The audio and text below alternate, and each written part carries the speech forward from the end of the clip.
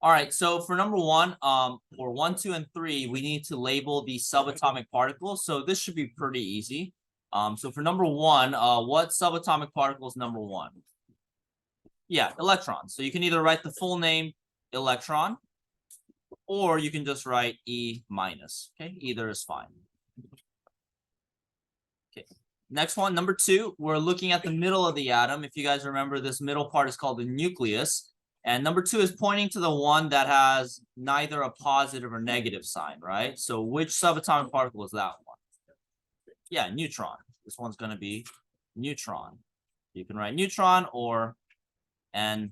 Okay, and just as a reminder, you do not need to copy down the questions for your notes. This is all posted on Canvas, so you can just leave as is. And then that means obviously the last one right here, pointing to the positive sign, is going to be proton. Okay, and that's going to be P and then positive sign. Okay, so those are the subatomic particles that we learned about last time. And then number 4 and 5 is going to talk a little bit more about protons, which is what we focused on last class. Okay. All right, so I'm gonna pause right there real quick. I'll give you guys about 2 minutes for you guys to work on number 4 and 5 with the person next to you. See if you guys can answer that on your paper. For those of you that just got here, no worries. Just take out your notebook. We're starting our notes already, and then there's a periodic table here in the front if you want to grab one. Okay. All right, so number 4 is asking which element has 16 protons. So super simple. Just go to the periodic table. We look for the element with 16. So you're going to get sulfur. So sulfur is going to be the answer to number 4. Sulfur has 16 protons. Okay. And then number 5, we got copper. So we're going to look at copper on the periodic table. Copper is right here, and the number on top is 29. So copper is going to be 29 protons. Okay. So that's pretty much a review from what we did last time. Hopefully that wasn't too difficult.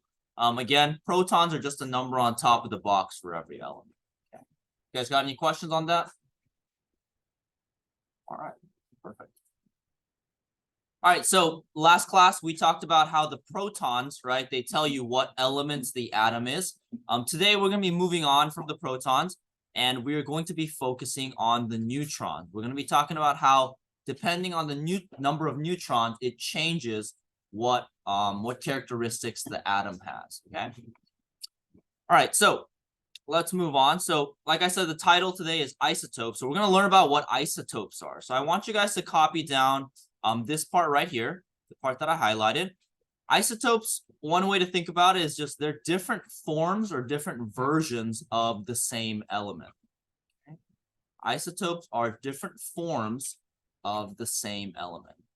Okay, so it's still talking about the same element in the box on the periodic table, but it's a different version of that same element.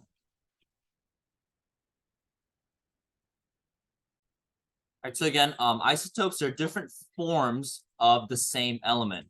The key thing to remember is that since it's the same element, right, you're going to have the same number of protons for every one of the isotopes that you look at.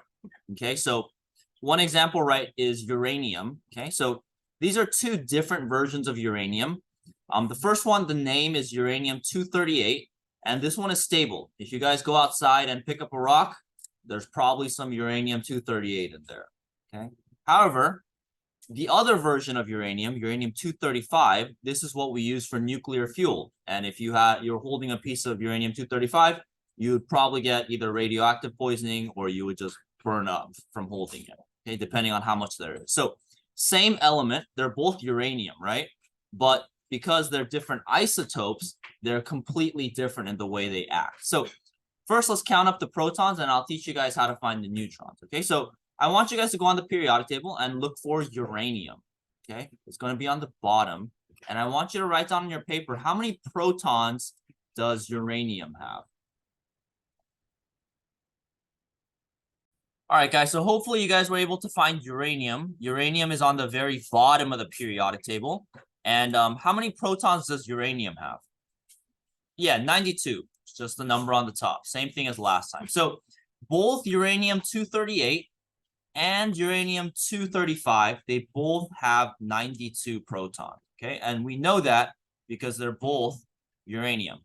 Okay, so the identity of the element is always going to depend on the protons. So doesn't matter if they're different isotopes, they're going to have the same number of protons. Okay, the difference is going to be in the neutron. So I'm not gonna go over how many neutrons there are, but the key thing is that these guys are going to have a different number of neutrons. Okay, so keep that in mind. Okay, the two isotopes, they have the same protons. The protons don't change, but the neutrons will be different. Okay, does that make sense? Difference between isotopes? Okay. So what we're gonna do is we're gonna be talking about how to identify these isotopes. And you guys might have noticed that these guys have different numbers behind their names, right? You got uranium-238 and uranium-235. This number behind it tells you what the isotope is. Okay, and that number is called the mass number. Okay, so make sure you copy this down. This will be the important equation for today. I'm making the math a little bit harder. Okay, and the mass number, the number behind at the back of the isotope name, we get that number by adding the protons and the neutrons. Okay, so the mass number is the protons plus the neutrons.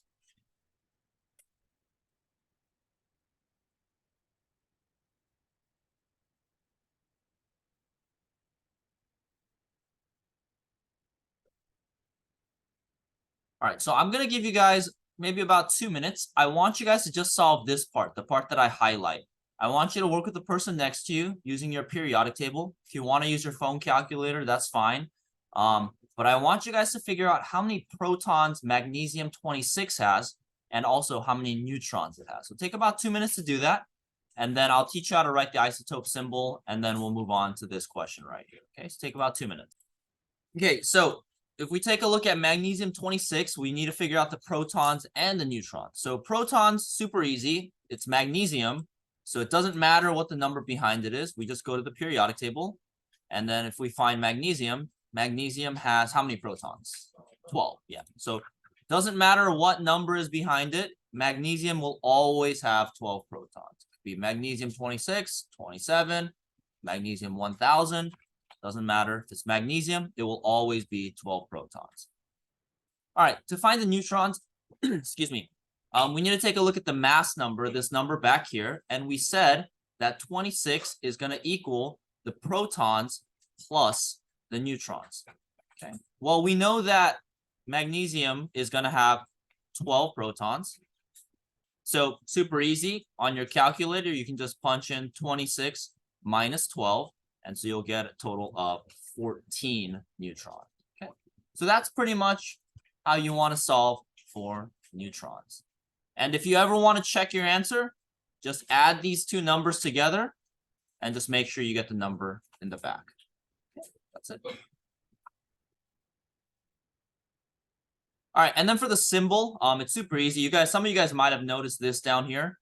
This is how you write the symbol for isotopes. You just take the symbol for the element, which is Mg, and then you just put the mass number on the top left. Okay, so if you ever see a number on the top left of the element symbol, that's talking about the mass number. Okay.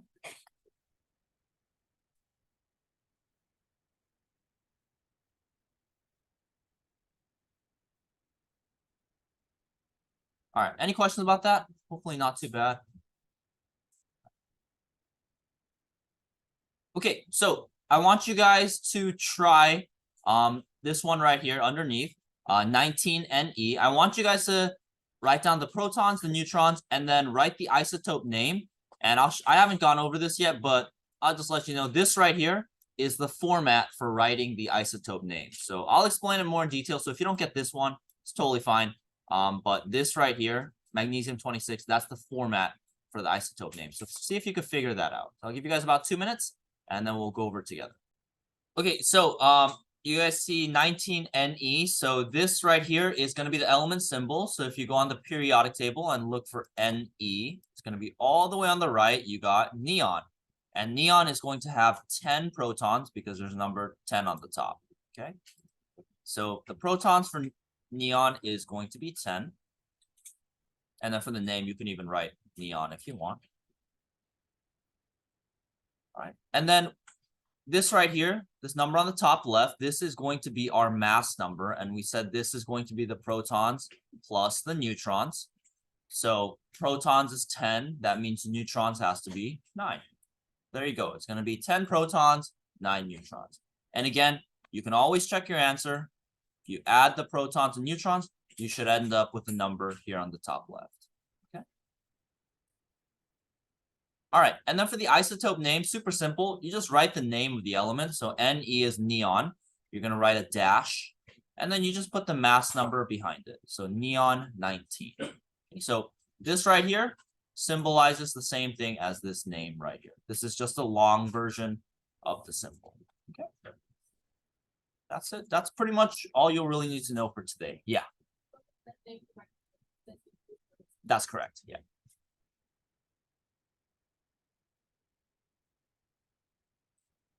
Okay. Any questions on how to do that?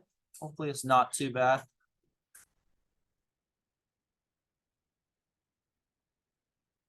Alrighty. We're gonna move on now. There's 2 more problems that we're gonna solve. The next one is going to be drawing a picture of the atom. Now, if you guys remember last class, we learned how to draw the atoms by counting the protons, neutrons, and electrons, right? Same thing this time, but instead of me giving you how many neutrons there are, you got to calculate that. So I'm going to give you guys about 3 minutes. You can work with the person next to you. See if you can draw a picture of a lithium-5 atom.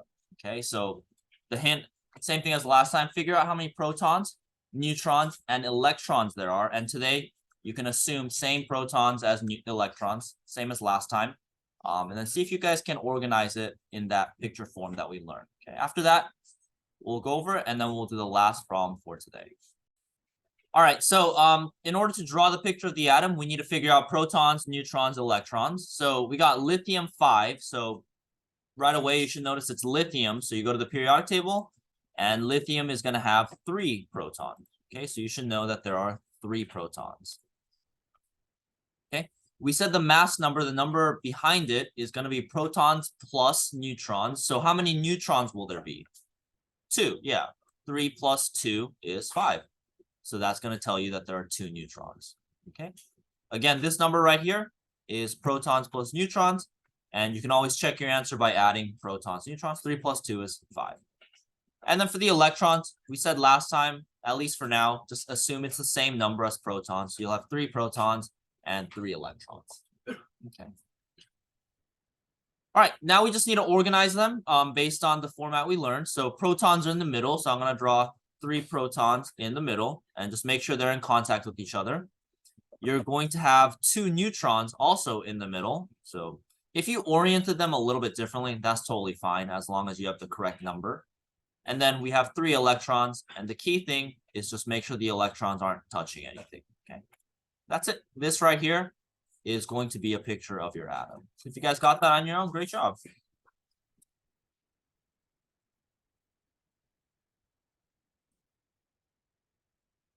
All right, any questions on that? Hopefully not too bad.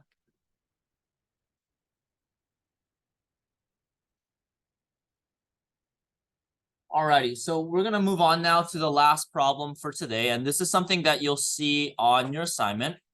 And this is where we have a table, and we're gonna have to complete this table using the information that's already there. Now, one thing I do want to mention for this class, you never need to draw the table exactly the way it is. You can always just write it in order. So on the left side of your paper, you can just write name, protons, neutrons, electron symbol, and then just write your answer right next to that. You don't need to draw the table lines. As long as they're just kind of in the same order, I'm cool with that. So I'm going to give you guys about 3 minutes to try this out on your own. This is kind of a combination of everything that we learned so far. So try it out, see if you guys can get it. And then we'll go over together and you guys can start your assignment. Alrighty, so the only information we have on this table are the symbols. So let's start with that. So we got 100 AG and 105 AG. So gonna want to start by finding what AG is. So if you go to the periodic table and look for AG, you'll see that AG is silver, okay? And it's gonna have 47 protons. So first thing you can do right away is fill in the protons. Both of them are Ag, so it's going to be 47. And then we said Ag is silver, so you can write silver, and then we'll write dash. And since it's 100, it'll be 100. And then this right here will be silver 105. Okay.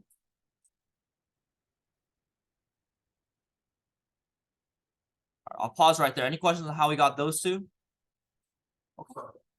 All right, next one, that's probably the easiest, is electrons. It's going to be the same as the protons, so 47 and 47. And then from there, you just need to figure out the neutrons. And we said, again, the mass number right here is going to be the protons plus the neutrons. So you just need to subtract 47 from the mass number. So for this guy right here, you're just going to do 100 minus 47. That's going to be 53. And then same thing here, 105 minus 47. That's going to be 58. Okay, and that's it. So if you guys got that with your partner or on your own, great job. You should be in great shape for today's assignment and the quiz. Okay.